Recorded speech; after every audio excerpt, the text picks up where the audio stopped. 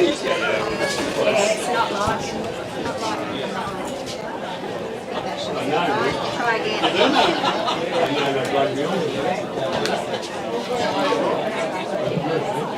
That's better. Say something. It'll be when I... There's a little hum there, but very low. Alrighty.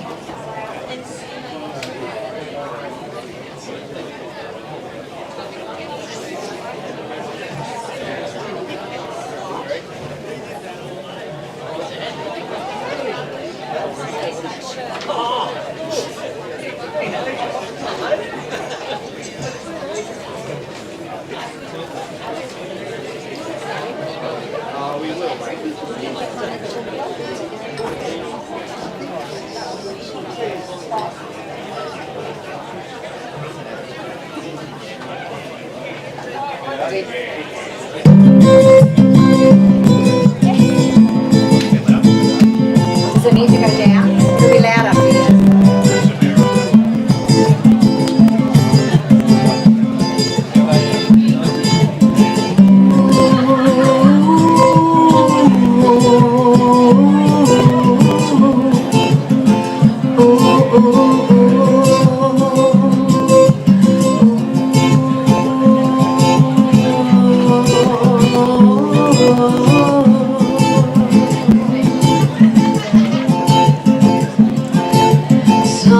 Somewhere over the rainbow,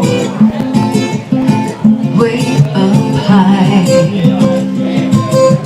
in the dreams that you dream of, once in a love,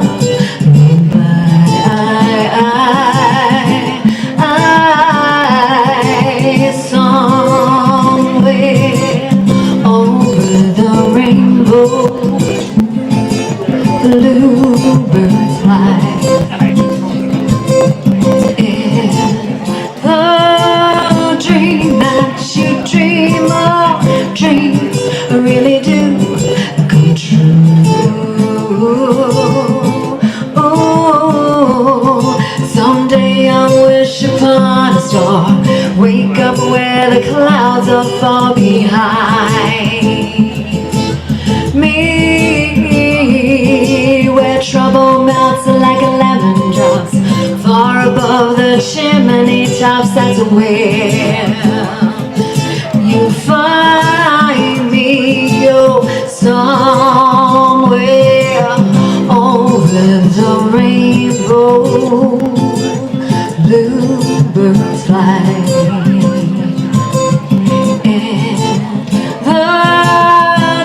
That you dream away, oh why can't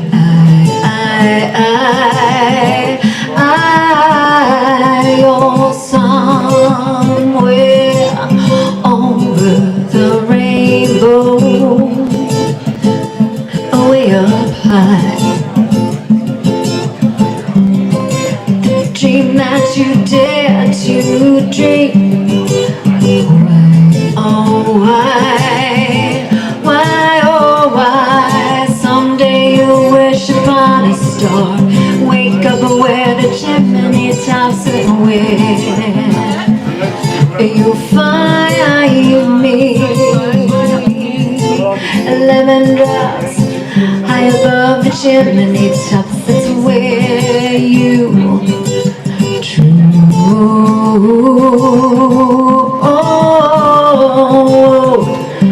somewhere over the rainbow,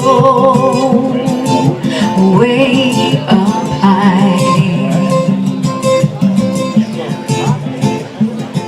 dreams that you dare to dream. Why can't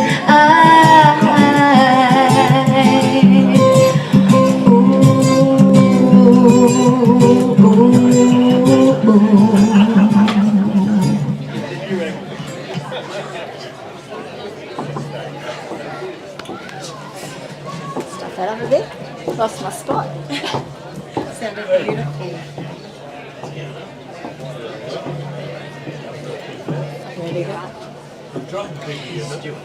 Family and friends, we gather here today to celebrate the life of a remarkable man, our beloved Brian. In honouring the life of Brian, we celebrate a man who embraced every moment with a wicked sense of humour that was sharp and charming. We will remember his big brown eyes, which sparkled with warmth and mischief, reflecting a life that was truly and fully lived richly. Nearly 80 years, he had experienced the joys and sorrows, the triumphs and trials that shaped a life. Yet, he faced it all with a lightheartedness that touched everyone that he met.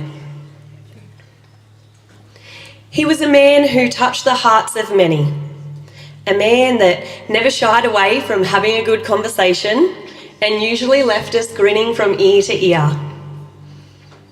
His laughter was contagious, always brightening the lives of those around him.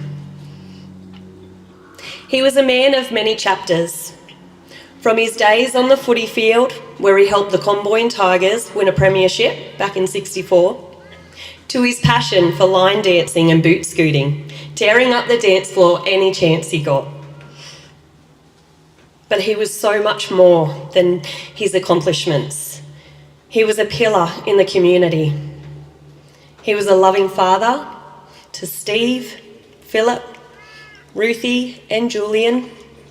He was a devoted pa and a great-grandfather.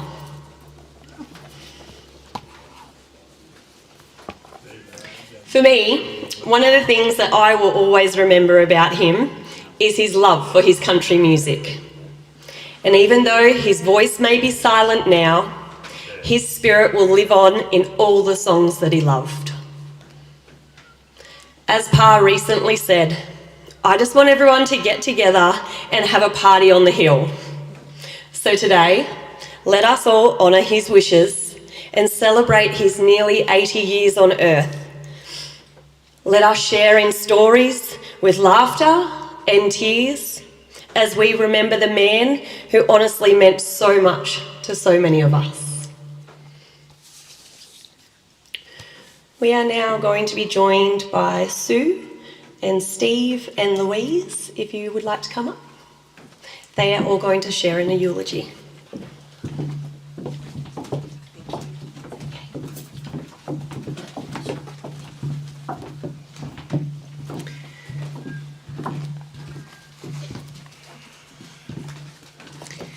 I'm really honoured today to be able to speak about Brian's early life. I have to say, I can almost see the tears in his eyes if he could be here to look out upon you all. And, you know, one of the things I think is that when we turn out to say farewell, it's for ourselves, but for the family, it is absolutely priceless. So thank you very much. Brian, I think I might stand back a bit.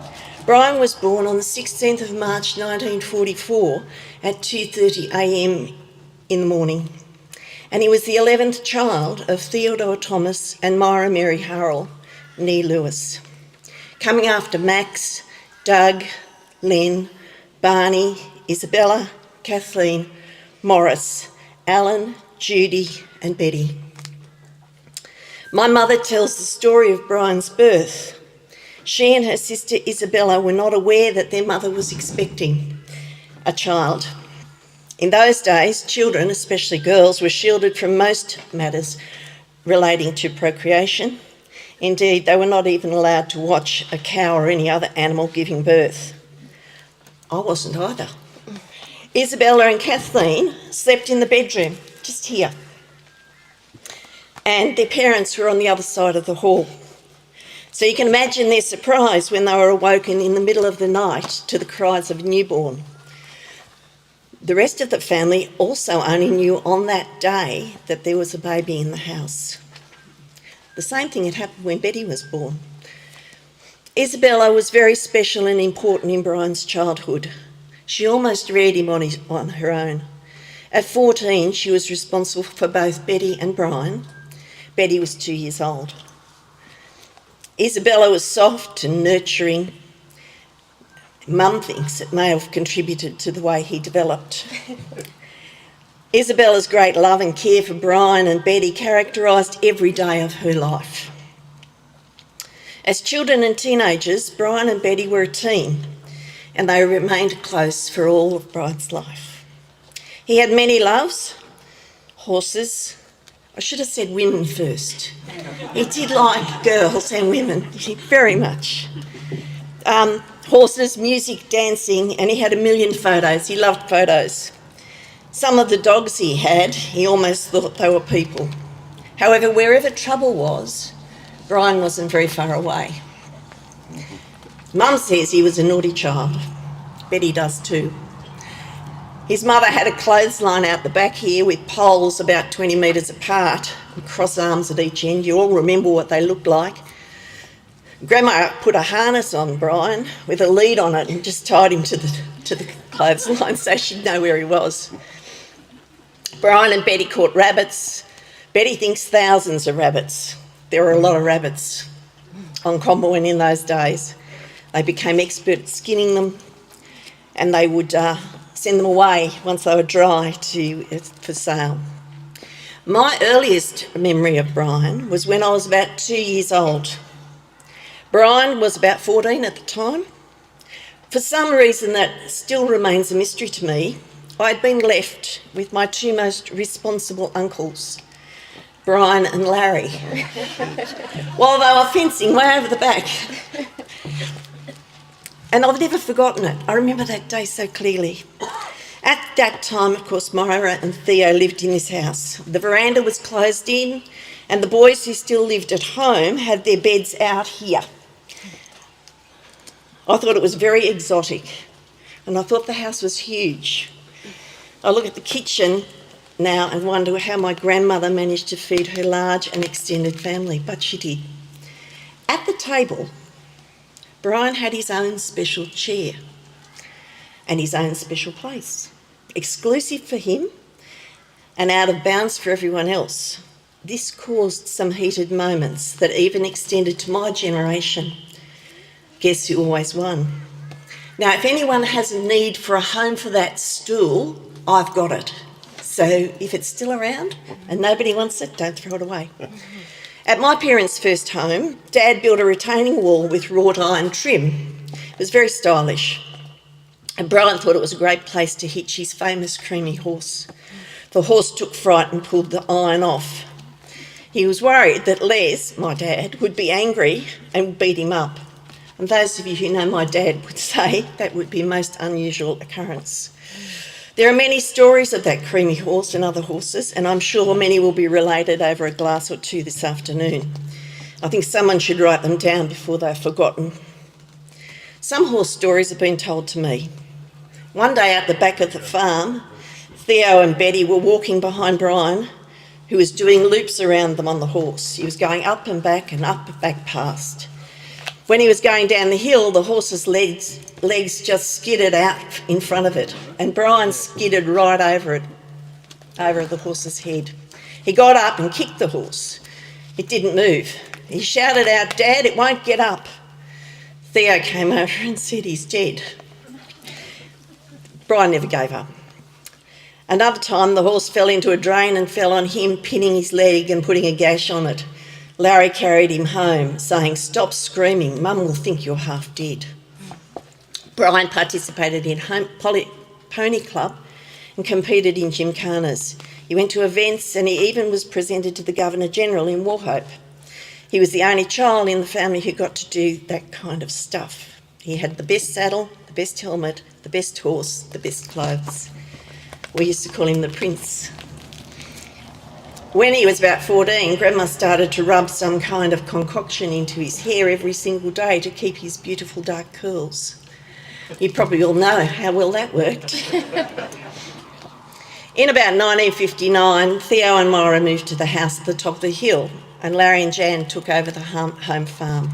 Brian continued to work on the farm with Larry. I remember one day at that house, Brian was in his room wanting to clean his gun, and Grandma kept saying, "Don't clean that gun in here, Brian. Don't clean that gun in here, Brian." She had a way of saying things like that. But being just a little willful, he continued till the gunshot punched a hole in the ceiling. Lucky it didn't take his head off. The hole in the ceiling remained there until Grandma left the house. It didn't matter what he did, he was the favourite. Dad, Theo, sorted out his problems for him, and Mum spoiled him with anything and everything. They were very protective of him. He was the baby. He went to school on Comboyne until he was about 15. Then when Theo died, Larry and Brian ran the home farm. Brian was deeply affected by his father's death in July 1964, and he has spoken of that day all of his subsequent life. At 20, he really wasn't ready to lose his father. This made a great difference in all of our lives. Like Brian, we all thought Theo Hurrell was indestructible and 10 feet tall. Brian obtained a vehicle that he couldn't and shouldn't have bought. He and Slim, Ken Warwick, packed up their gear and went out west to work. They said they were going to stay there forever. Ken and Brian had fought like cats and dogs when they were at school, but that changed. When they were 17 or 18 years old, they went to Manila in Brian's wily Jeep to where Ron and Phyllis Wilson lived. Ron took them water skiing. Brian was good at this, but Ken did not enjoy it so much. Ken liked to drive. Then they went to Brisbane, but they didn't do much. Ken had a lot of ideas, but none came to fruition. They then returned to Manila and skied some more. In a few weeks, they were back at Comboyne. Brian was a very handsome young man, and young women flocked to him. He drove a very flash red and white Ford Anglia, and he danced like an angel. What wasn't there to admire? He could be a risk taker, could be, and I know that it will surprise all of you who knew and loved him. Ken and Brian also went to Sydney in the Anglia to watch a big footy match and stayed at the Great Southern Hotel. They went down to breakfast the next morning, but they were refused entry because they weren't wearing ties. Peter Brown says of the 1964 Premiership, I can remember Brian scoring 3 tries in an important game, and I think it may have been the major semi-final against Long Flat. For one of those, he was held up near the post, and I was screaming at him to touch the ball against the post, which he did, and Jack Kilmurray awarded a try. Apparently it was real in those days. I remember how proud Grandma was of her boys at football, her sons and grandsons. Brian and Lynn met and married in 1965, and Steve's going to say some more about that. But I wanted to say that he always maintained a terrifically close relationship with his brothers, sisters, his nieces and nephews. These relationships were very important to him, and they were equally important to us. He had a heart of gold that we will miss. Every time we spoke on the phone, he would end by saying, I love you guys. During COVID, he drove to Sydney. We're not quite sure how he got there, but he did. He brought with him this very pink shirt and said, I saw this on a guy and I thought I'll take it down for Les for his 90th birthday. Dad has worn it for an Hawaiian outing. It's very pink. He did stand out. Brian managed to get home unscathed. Brian loved poetry and reciting poetry. So I'd like to finish by reading a Robbie Burns poem, Epitaph on My Own Friend. An honest man, he lies at rest, as air God with his image blessed. The friend of man, the friend of truth, the friend of age and guide of youth. Few hearts like his with virtue warmed, few heads with knowledge so informed. If there's another world, he lives in bliss. If there is none, he made the best of this. Brian, job well done. We will miss you for all the days we have left to us. It's been an honour and a privilege. Who's next?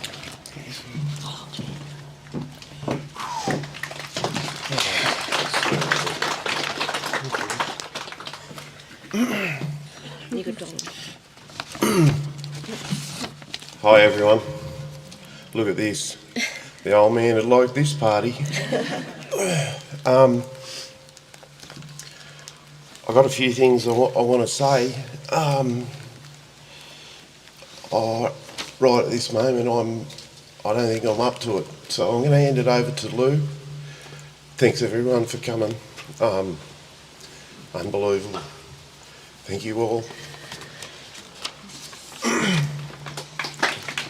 Okay,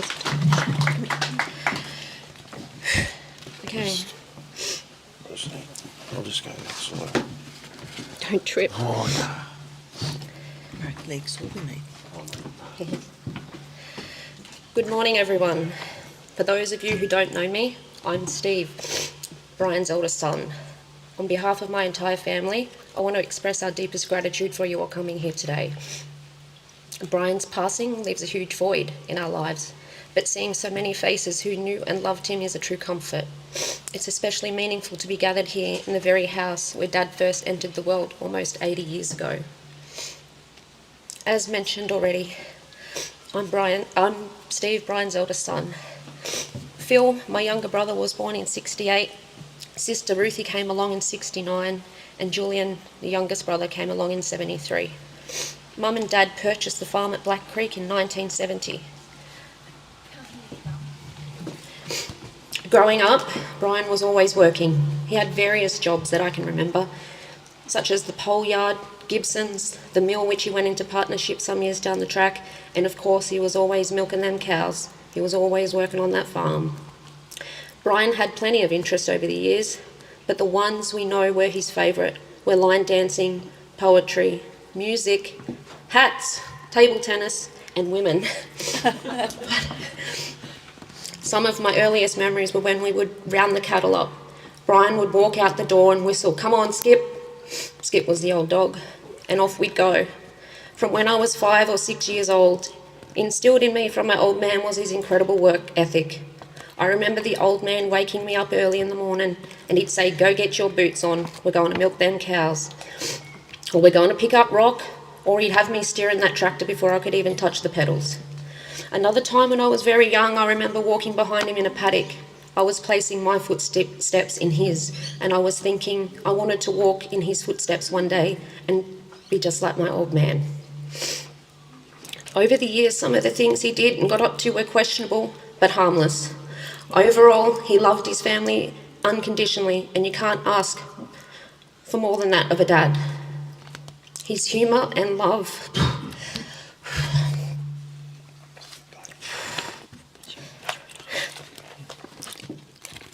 It's okay, I'll do it.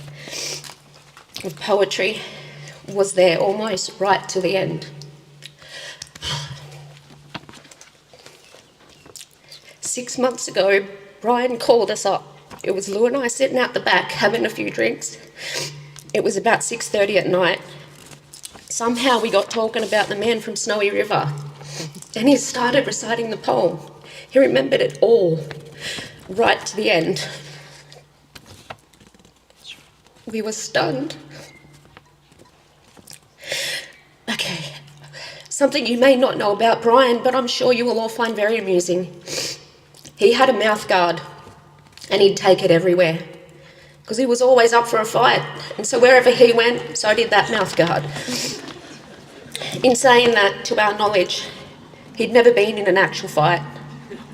I believe he may have come close a few times based on the stories around the old line dancing days, but we're unsure.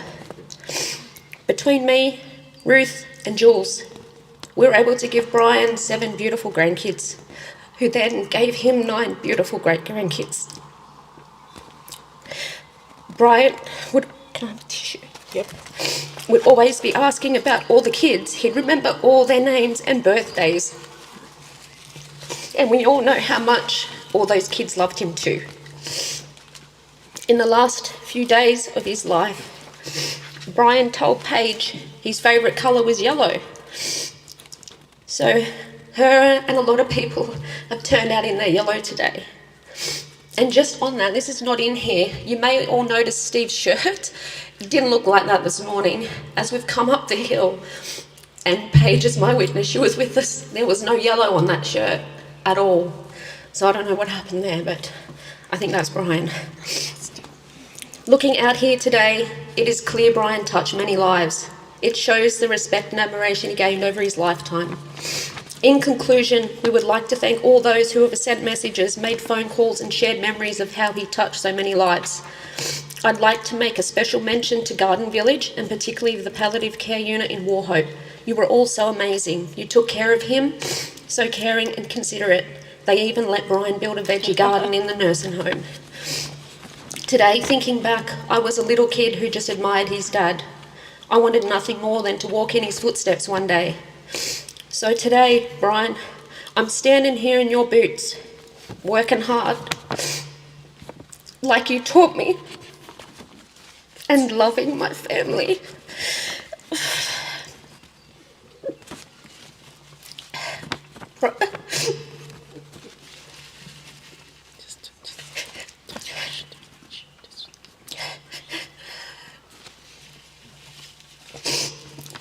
Brian, you may be gone, but you'll never be forgotten. You will live on in the lives, hearts and memories of so many. You were a man of great honour. As your eldest child, I speak on behalf of all of us, including the grandchildren, in saying thank you for the memories, the unconditional love and support you've shown to us. May you rest in peace. In this place where you took your first breath, you've done a full circle, Dad. Love you.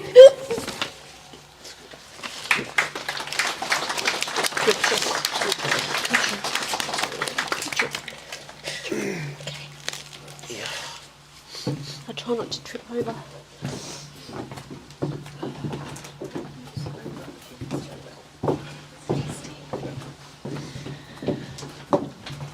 Jules, would you like to come join us and share your prayer with us and some memories of your dad?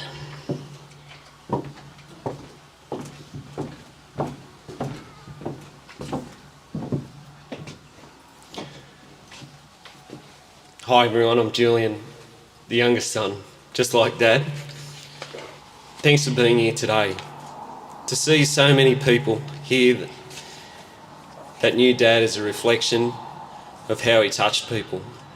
His ability to truly reach people and to get under their skin in the most positive ways was one of his extraordinary gifts. As we gather here today to remember and celebrate his life, I want to extend my deepest thanks to each one of you for being an integral part of his story and joining us to honour a life so beautifully lived. We had planned to have his 80th birthday here today, but he didn't quite make it. It gives me so much comfort to be here to do this for him. He loved a party, as we all know, and he loved to be surrounded by his family and friends. He loved his family more than anything, and having the connection to this house on the land where so many lives were started is truly special. We've brought Dad home. I remember the last time we really spoke.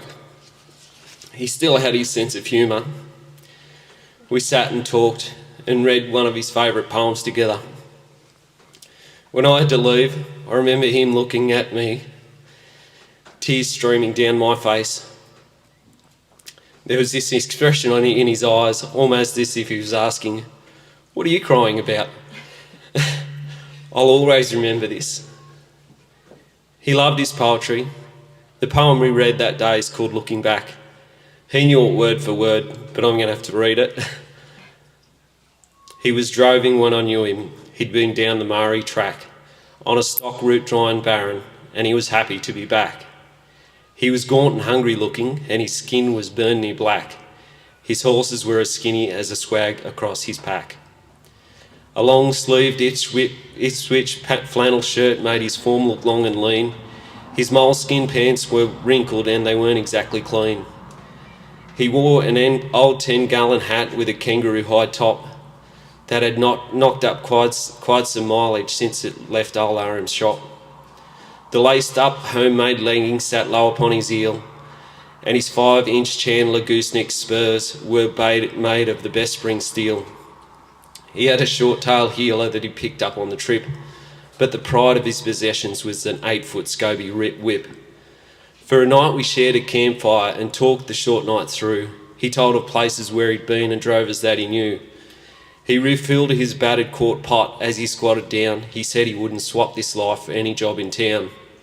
He was up and gone the next morning with the rising of the sun. He'd be back again next year, he said, with a mob from some outback run. Now 20 years have drifted by since that meeting on the track, with green-eyed Mick the drover, but no more. He will be back. Mick met his end one stormy night with a mad and rushing mob, in the mud and slush of a summer storm while doing a sick mate's job. "She's okay, mate. Have a good night's camp. I'll do you watch," he said. Then a lightning flash and a thunderclap, and a horse and man were dead. Trampled beneath those maddened hooves, in the slushy sludden ground, it wasn't till sunrise brought the day that the horse and Mick were found. Now it's hard to believe he's gone for good, and I sometimes sit and ponder if there's some chance now that perhaps somehow he's droving still up yonder. What I'll miss about my dad is his love.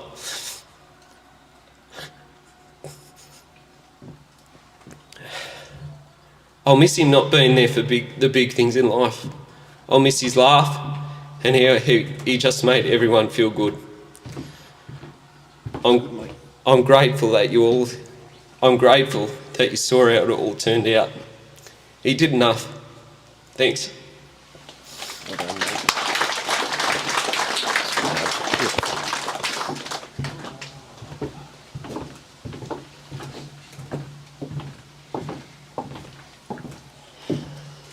We are now going to be joined by Jimmy O'Brien, who was a friend for 74 years and I'm sure has plenty to share with us. Come on over, Jimmy. Who's done this to me? Oh, I think the truth is bad. Oh, I don't know, where do I start? I've always loved combines, spent most of my school holidays here, and met some awesome people. But I'm pretty sure we all have days in our lives that we'll remember for as long as we live. And I guess being a young fella growing up in Taree, going to the Saturday afternoon movies and seeing the cowboys and Indians flat chat galloping on horses, I always thought I'd love to ride a horse. So anyway, as it turned out, Les Jordan and I were over at the showground, and back then in the main arena you could face west and yell and go for the hills and echo back to you. So there we are doing the echo thing, you know. I bought a Jeep. What colour? Anyway, next thing this bloke's turned up on a Palomino gelding, and no prizes for guessing who it was. So Les gone, oh, this bloke, he wants to have a ride on a horse. So everyone's okay, leans over and turned his toes up to make a stirrup for me to get on behind him, and flat chat gallop across showground. Combine, spun him around, flat chat gallop back to where Les was. I thought, mate, you've just become my best friend. And it's only lasted 73 years or something. But, memories have been flooding back. There was a time, actually, Barney used to get us to walk a couple of head of cattle from wherever over to the slaughterhouse, which was just up the road here. And we had to borrow another horse off Len, who had the dairy out Playford Road, is it? Anyway, when we got the cattle back, put them in the lane that led down to the slaughterhouse, we were paid $2 bob each, cash in hand, tax-free. Good earn for a couple of primary school kids. And for those post-decimal, $2 bob the same size as 20-cent piece. And on one occasion, I was lucky enough I could just be able to spend my $2 bob a lot earlier than Brian, because down along the creek, going back towards Len's, there's a decent sized hole where you can swim the horses. That's what you do, I guess, on a hot day. So what do you do with $2 bob? Could fall out of your shorts pocket if you had shorts on. So safest place in the mouth. So where we are swimming the horses, laughing our asses off as usual, and next minute Brian's going, oh shit. I said, what? So I just swallowed me $2 bob. So anyway, Brian had to do his anal downloading in the chook house, in the chook yard, till he got his 2 bob back. And I guess he never would have developed bowel cancer, because it would have widened things out considerably and had him spotlessly clean. Oh, mate, memories. And look, I'm just eternally grateful for the amount of good life that I have spent here within a 100-metre radius of where we are here today. And I mean, fresh milk from the dairy on your wheat bix in the morning, how good is that? And actually, come to think of it, because Brian's older brother Larry, I learned my first dirty poem up in that dairy. Matter of fact, I learned a couple up in that dairy. We've got time for some poetry, haven't we? No, I better finish up here. Someone will jump up here and punch me lights out. Thanks, everybody, for making the effort to come here today and pay our respects and celebrate the life of my late great mate, Brian Lewis Hurrell. Thanks, folks.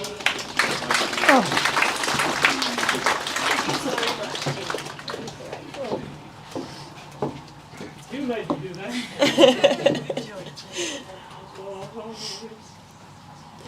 Ruthie's going to join us now and read a beautiful prayer.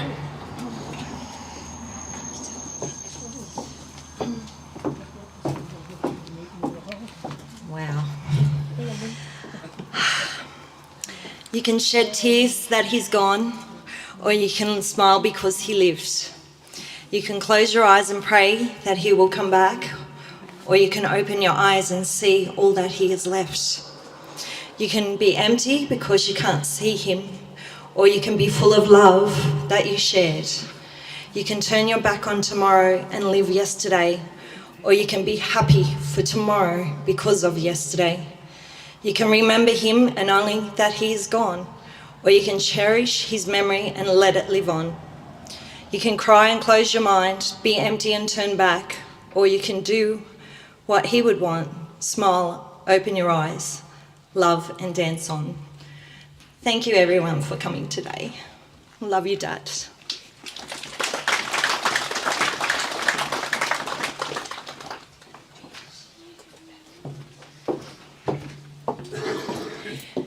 Okay, everybody, so now we're going to just move our way down to the right because the family have actually decided to do a beautiful tree planting as part of the service today. So that's where we're actually going to be putting Pa back home.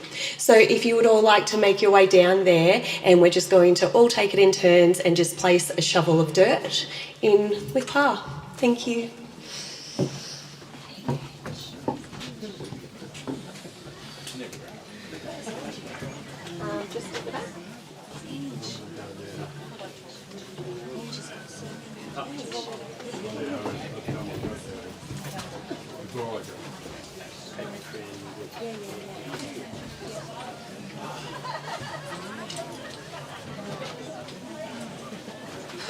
Good day, Ruffner. How are you? Not too bad. You know, Shane? Well, that's the young boss.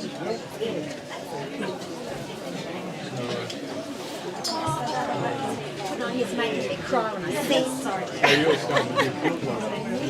So here comes his dad. Yeah, and then as we're planning here, I'll do a prayer. And then if you can sing the ring. So I'll just leave you comes his dad. I'll just stand with you and you can tell him to sing the last one. You'll find out the end.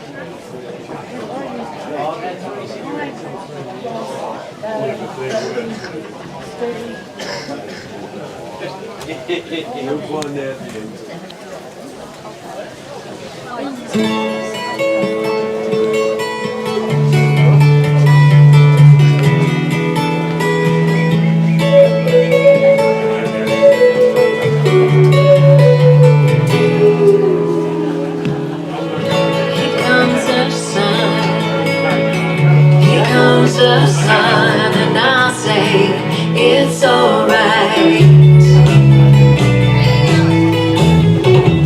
Little darling, it's been a long, cold, lonely winter. Little darling,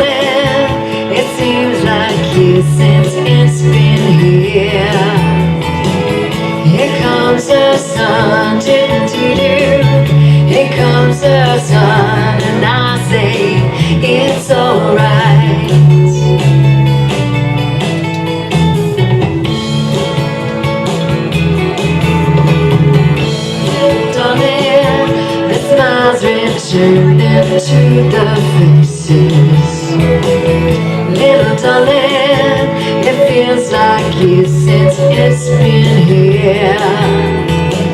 Here comes the sun, here comes the sun, and I say it's alright.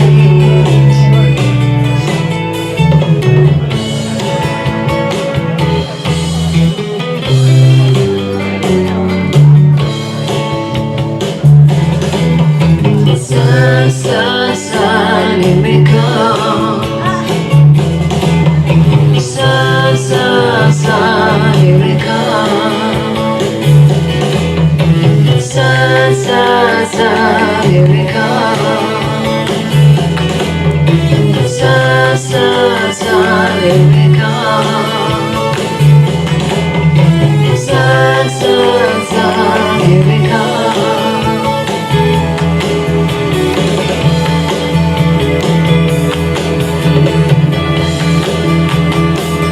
Little darling, I feel that ice is slowly melting.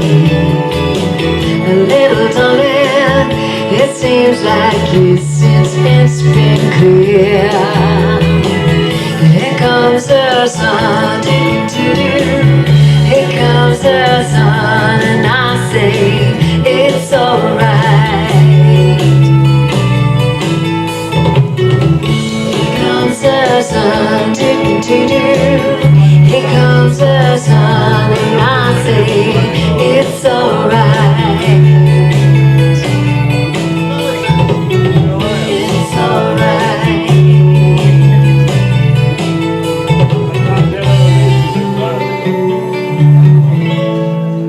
All right. Still don't know. No, not really. Never shoot it. Hey? Holy bloody hell, you've changed. Yeah. You got older. Where's the toilet over there? I don't know. Sure. I reckon it would be up that That way. silver car's looking good anyway.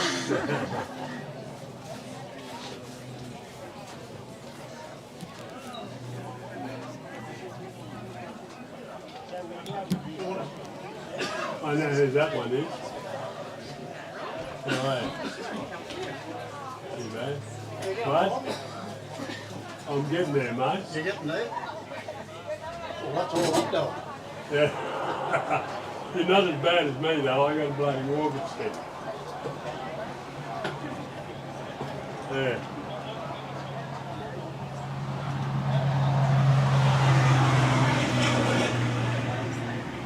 I didn't know you were that thin. Oh, Christ, yes. Yeah. Did you get it? Yeah, I did. You shouldn't call me, man. Catch you later, Robert. Okay.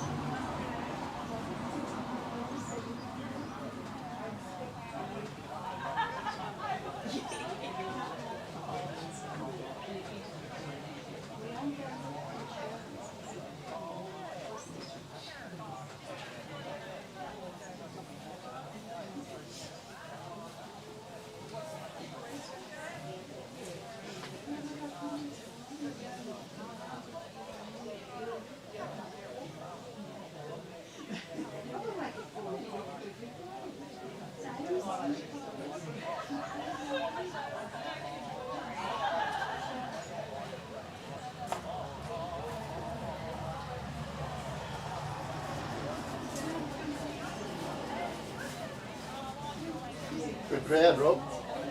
Yeah, it is, mate, yeah. So what are you doing there, Jim? I'm retired. Are you? Yeah, well, I'm 71. Well, that's not real. Oldest I've ever been. Yeah. Oh, Yeah, so Christ, no, I'm right. retired. If I was, if I didn't get this defibrillation of the heart, I'd have been still working, I reckon. Yeah. Because it's so bloody boring not working. Yeah, well, yeah. Yeah, I've got a bit to do, so. Yeah, well, I don't go fishing or anything, that's all,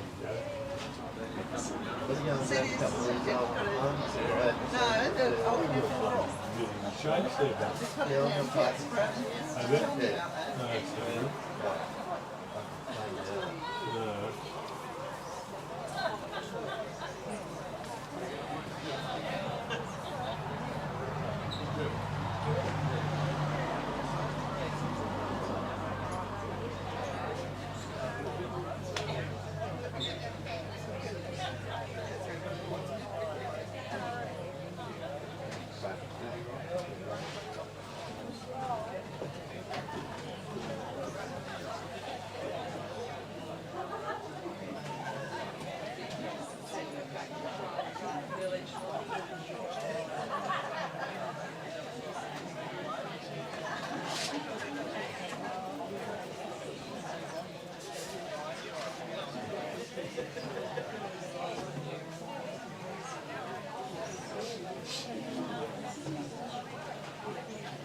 There's a bloke here.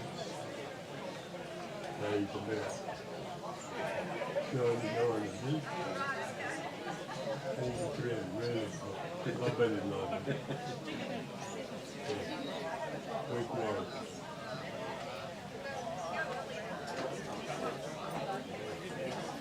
And haven't seen Paul, have you? No, Jenny, Jenny's not coming. I know her. No.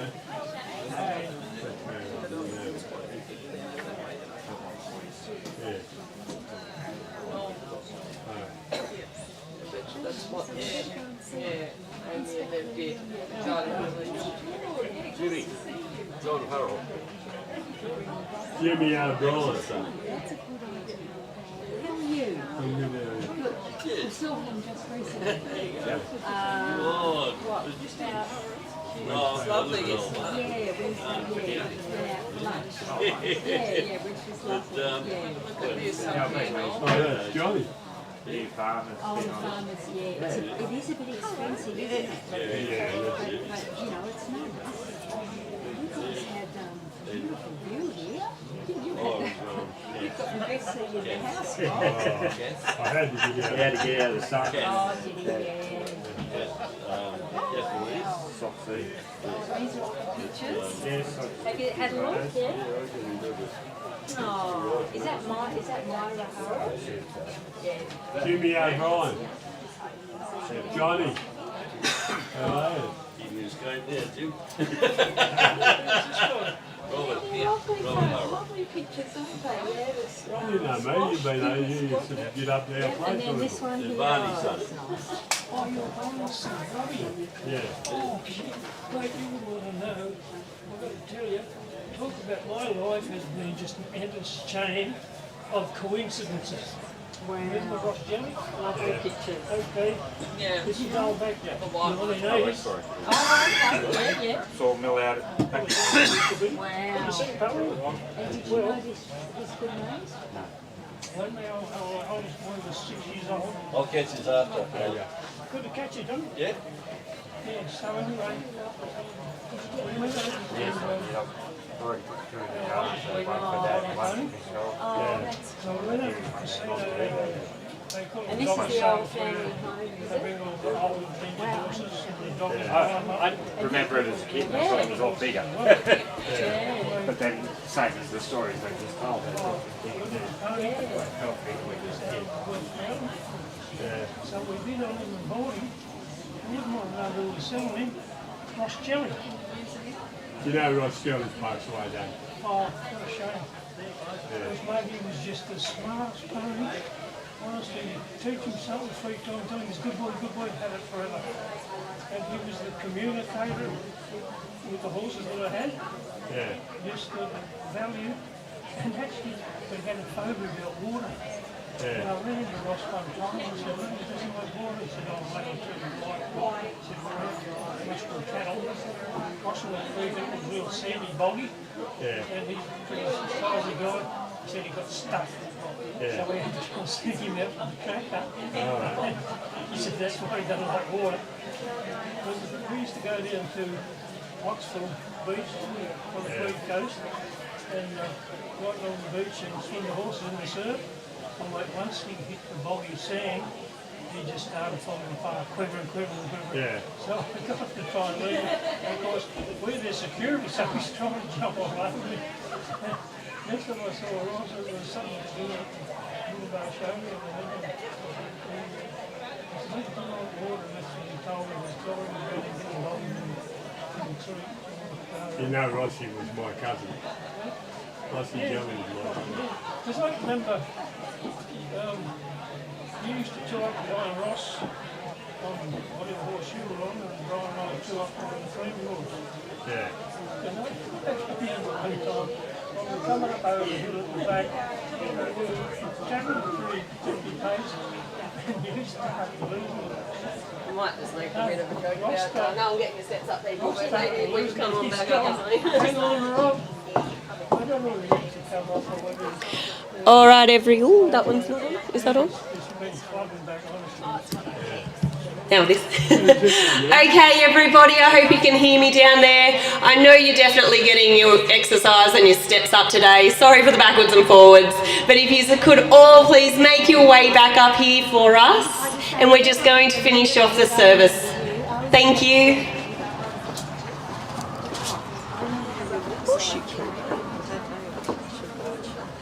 Do you know what blew my mind? My mum and dad and that phone.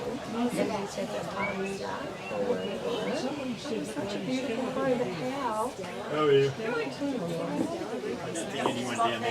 Oh, thank I you. had to get out of the sun. I can't handle the sun too much. Do you want it? Hello everyone, if you could just come back up to the veranda, we just want to finish our service off for today. Do you want me to whistle? Yeah. Sorry. Sure, I'm going to whistle. Yeah, do it. Because this is what Dad would do. This is what Dad would do. Alright, when Dad used to want to round us kids up, this is what he used to do. Come on, everybody, back up to the veranda. take the girl out of the country. So, Angie, My mum and dad are Gary and Beth. We were I reckon he needed us to do that. Yeah, we were up past the chapters. oh, I only knew what time was. Oh, that was perfect. Did you get a photo of that? Do it again. Want me to whistle again? Oh, that was great. They're coming, they know. Coming very slowly. That lady, Stella, Yeah. is she here? Yeah. Oh, that's the best name I've ever heard for Philly. And that's the only person I've ever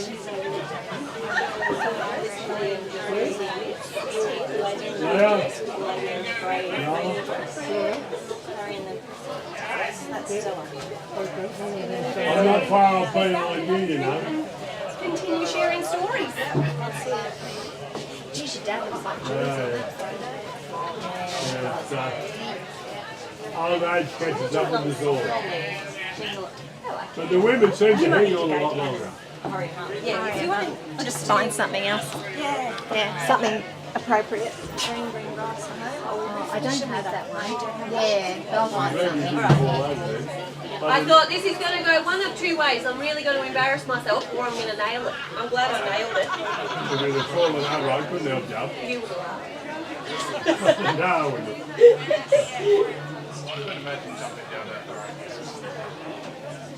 Lots of practice, gentlemen. Lots of practice. If I jumped down that far, I'd break my leg. I don't want you doing that, so you just stay there. I'm a gunner. When it's time to go elsewhere.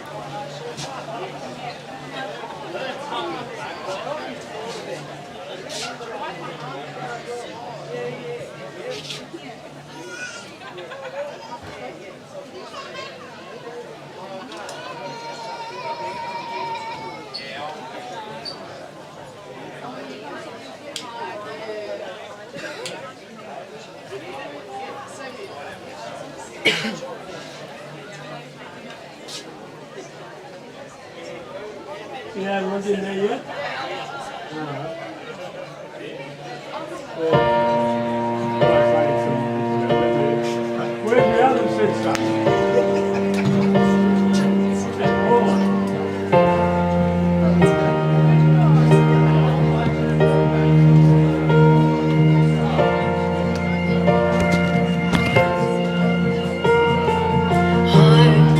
Beats fast, colors and promises.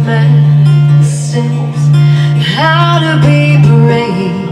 How can I love when I'm afraid to fall?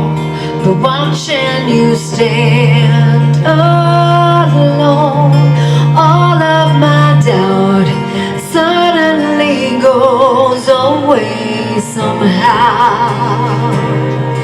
One step closer. I have died every day waiting for you. Darling, don't be afraid. I have loved you for 1,000 years.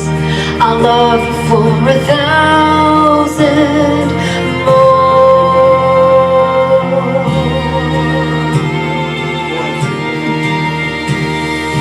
Time stands still, beauty in all she is. I will be brave. I will not let anything take away what's standing in front of me. Every breath, every hour has come to this. One step closer. I have died every day waiting for you. Don't be afraid. I have loved you for 1,000 years. I love you for 1,000 more. And all along I believed I would find you. Time has brought your heart to me. I have loved you for 1,000 years. I love you for 1,000 more.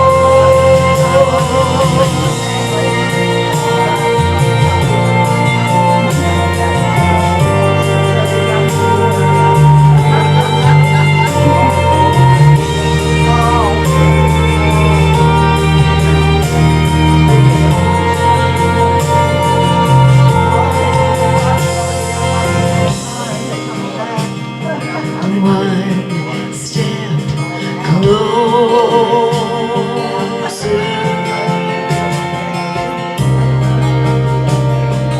One step closer.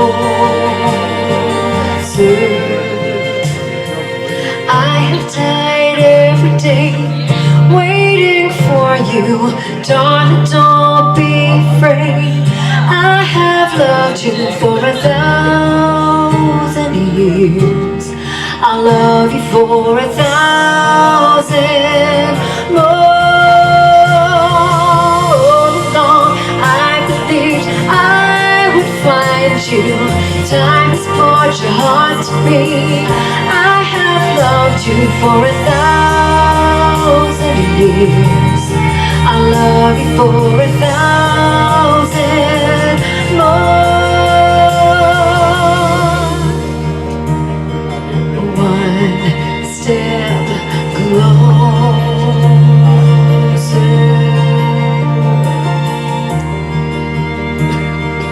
One step closer.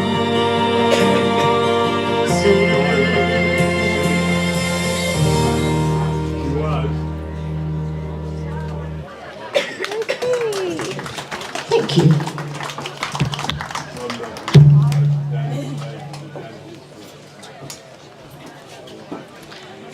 In Dad's later years, he met a lovely lady, Pauline Turnbull, who unfortunately couldn't make it today. Pauline sat with Dad over the last couple of years and read chapters out of the Bible, and they practice a bit of Bible study. So to finish off today's service, I'd like to just do a little prayer. The Lord is my shepherd, I shall not want. He makes me lie down in green pastures. He leads me beside still waters. He restores my soul. He leads me in paths of righteousness for his name's sake. And even though I walk through the valley of shadow of death, I will fear no evil, for you are with me. Your rod and your staff, they comfort me. You prepare a table before me in the presence of my enemies. You anoint my head with oil, my cup overflows. Surely goodness and mercy shall follow me all the days of my life, and I shall dwell in the house of the Lord, Jesus Christ forever. Amen.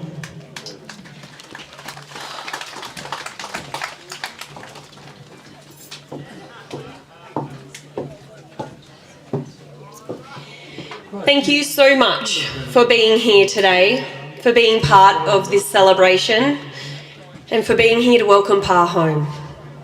May his spirit live on forever in our hearts.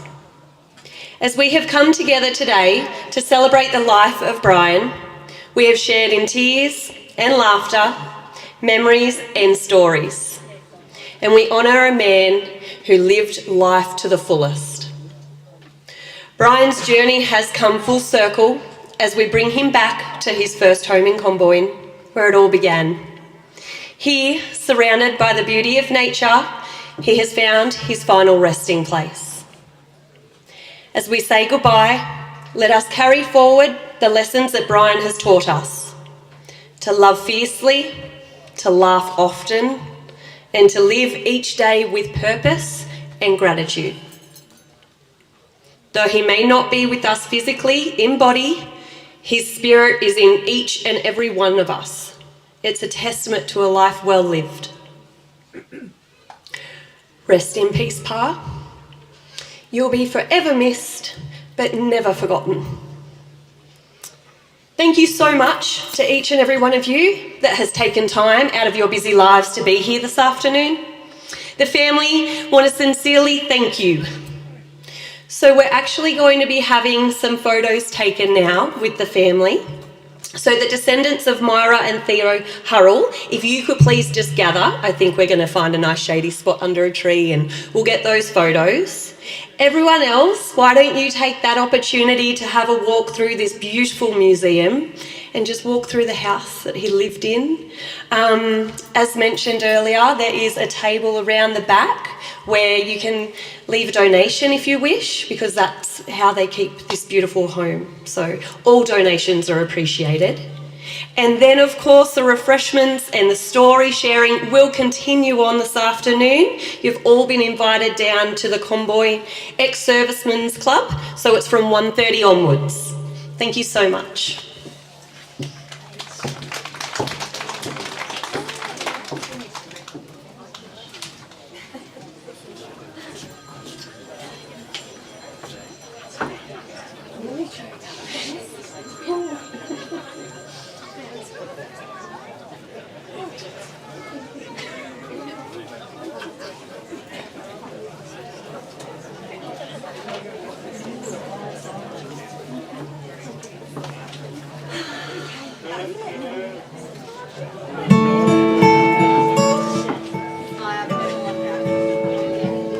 Remember me.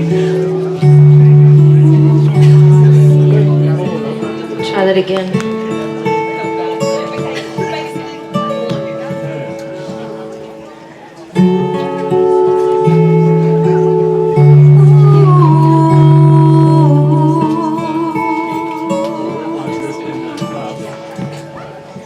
You remember me when the west wind moves among the fields of barley.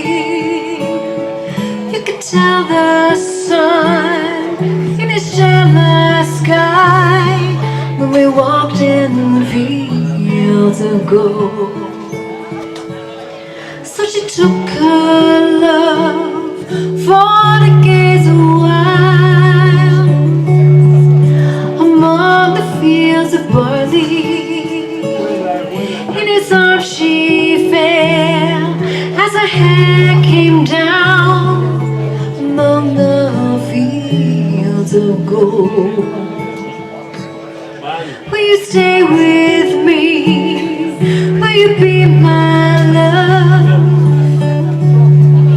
Among the fields of barley, you can tell the sun in his jealous sky when we walked in fields of gold.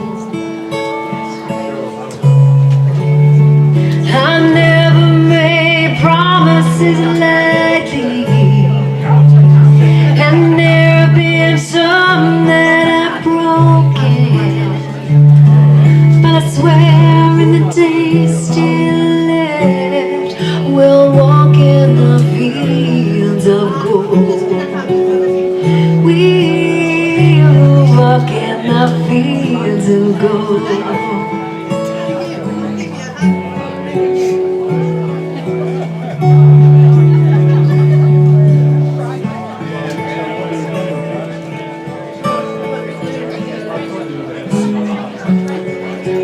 Never made promises lightly, never been some are broken, but I swear in the days today we'll walk in fields of gold.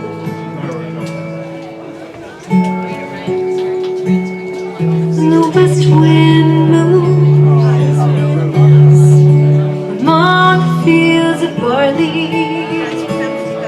You could tell the sun in his jealous sky when we walked in fields of gold. When we walked in fields of gold. When we walked in fields of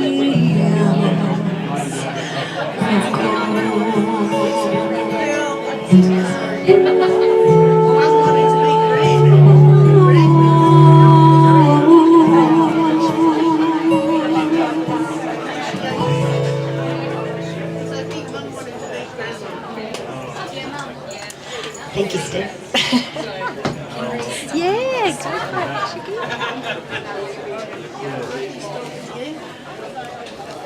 Thank you, Ange. On behalf of my brothers, Steve, Phil, Julian, myself, and the grandchildren and great-grandchildren, sincerely would like to thank Chantel Lomonaco for doing the service today, and Angela Gifford for her amazing, beautiful voice, and Noni Ma, who will be taking our photos today. So any of Theo and Myra's descendants, if you could come down to the front here, I'm thinking if we can get some family photos with the old homestead in the background. I think it's also a really good day to maybe update the family tree. So I think Sue French has that information, so if you can see Sue. But thank you everyone for attending today. I know Dad would be pretty stoked, so thank you. play some slow country music. Yeah.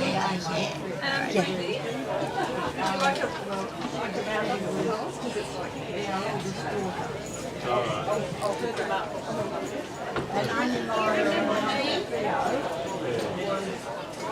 Uncle Theo was the baby brother, and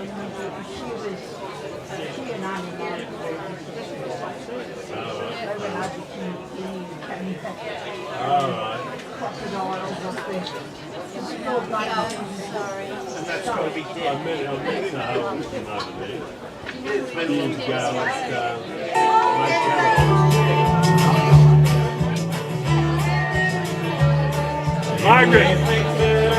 Margaret Hurrell. How are you?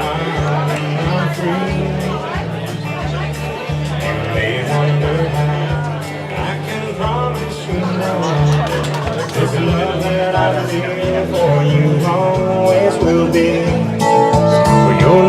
this town that I'm killing.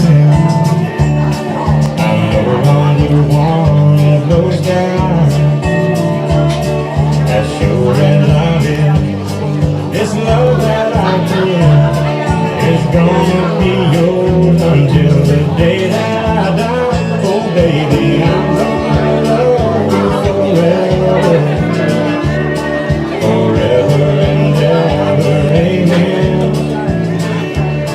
As long as the men sit and talk about the weather, as long as the women sit and talk about old men, if you wonder how long I'll be faithful, I'll be happy to tell you again. I'm gonna love you forever and ever, forever and ever, amen.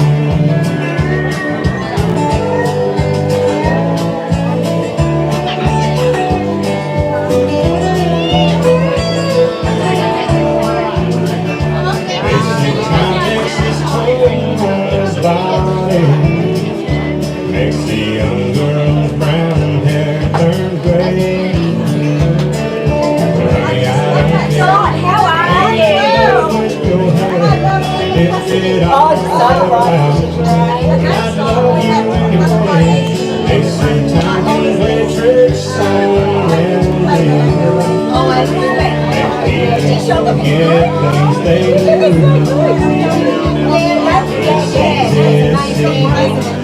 It's happening to me. I'm already every woman but you, darling. I'm gonna love you forever, forever and ever, amen. As long as old men sit and talk about the weather, as long as the women sit and talk about old men, if you wonder how long I'll be faithful, just listen to how this song ends. I'm gonna love you forever and ever, forever and ever, amen.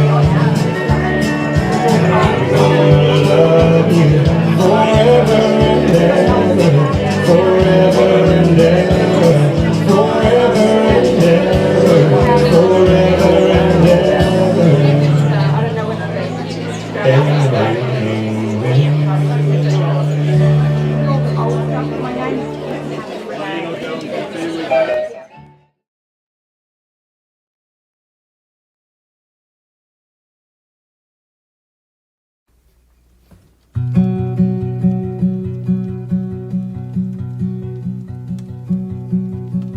I call you when I need you, my heart's on fire. You come to me wild and wild. You come to me, give me everything I need. Give me a lifetime of promises and a world of dreams. You speak the language of love like you know what it means. And I can't be wrong. Take my heart and make it strong. You're simply the best, better than all the rest, better than anyone, anyone I've ever met. And I'm stuck on your heart. Hang on every word you say, tear us apart. Baby, I would rather be dead. In your heart I see the start of every night and every day. In your eyes I get lost, I get washed away. Just as long as I'm here in your arms, I can be in no better place. You're simply the best, better than all the rest, better than anyone, anyone I've ever met. And I'm stuck on your heart. hang on every word you say, tear us apart. Baby, I would rather be dead. Each time you leave me, I start losing control, like you're walking away with my heart and my soul. I can feel you, baby, even when I'm alone. Baby, don't let go, 'cause you're simply the best. You're better than all the rest. You're better than anyone I've ever met. And I'm stuck on your heart, hang on every word you say, tear us apart. Baby, I would rather be dead. Oh, you're the best.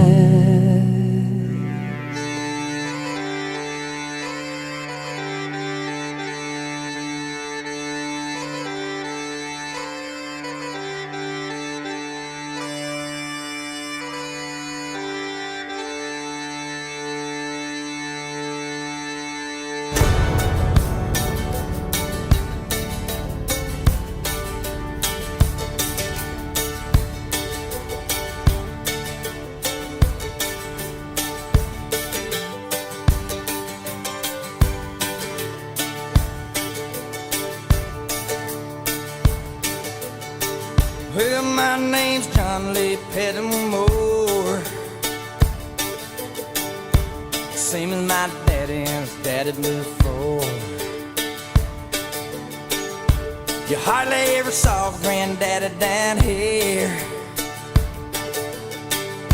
They only come to town about twice a year. They buy 100 pounds of yeast and some copper line. Everybody knew that it made moonshine. Now the revenue man wanted Granddaddy bad, headed up a holler of everything he had. For my time, but I've been told you never come back from Copperhead Road.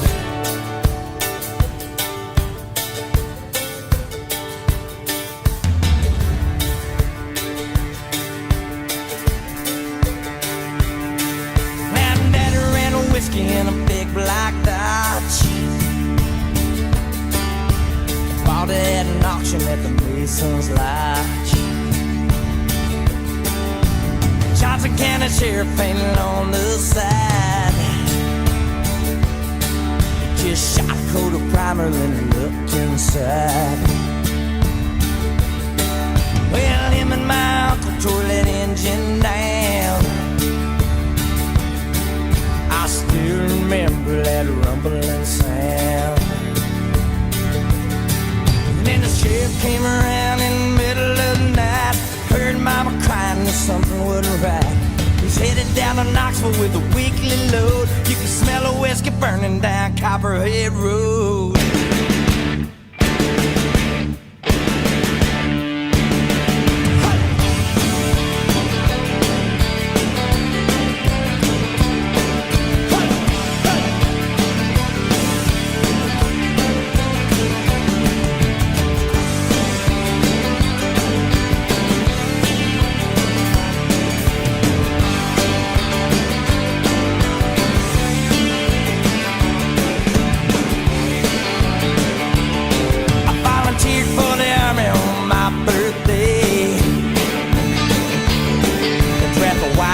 First round here and away. I've done 2 tours of duty in Vietnam. I came home with a brand new plane. I take the seat from Colombia, Mexico. I just planted up a holler down Copperhead Road. Got a chopper in the air, we got screaming like I'm back over there. I learned a thing or two from Charlie, don't you know? You better stay away from Copperhead Road.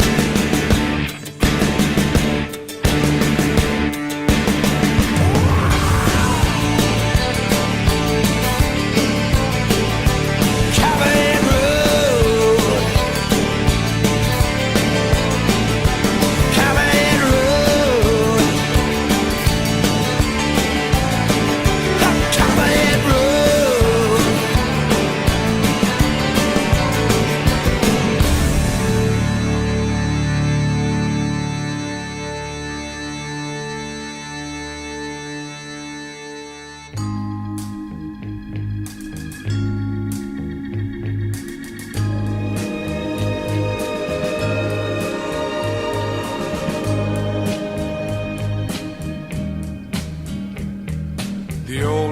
town looks the same as I step down from the train, and there to meet me is my mama and papa. Down the road I look, and there runs Mary, hair of gold and lips like cherries. It's good to touch the green, green grass of home. Yes, they'll all come to meet me, arms reaching, smiling sweetly. It's good to touch the green, green grass of home. The old house is still standing, though the paint is cracked and dry. And there's that old oak tree that I used to play on. Down the lane I walk with my sweet Mary, hair of gold and lips like cherries. It's good to touch the green, green grass of home. Then I awake and look around me at 4 gray walls that surround me, and I realize, yes, I was only dreaming. For there's a God and there's a sad old portrait. On and on we'll walk at daybreak. Again I'll touch the green, green grass of home. Yes, they'll all come to see me in the shade of that old oak tree, as they lay me 'neath the green, green grass of home.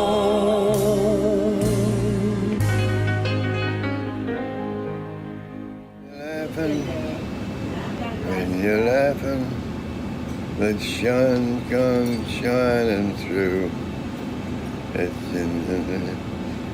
They bring on the rain. Be happy again.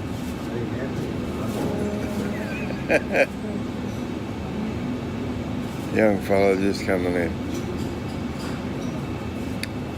When you're smiling, he shall knock me ass overhead.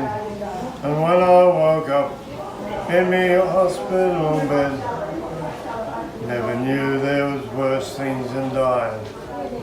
For I'll go no more waltzing Matilda around the green bush far and wide to 110 peg. Did I do that bit, did I? No, keep going. Oh, I've stuffed it up. I never knew there were worse things than dying. For I'll go no more waltzing Matilda around the green bush far and wide to 110 peg. A man needs both legs. No more waltzing Matilda for me. And now, every April, I sit on my porch and I watch the parade pass before me.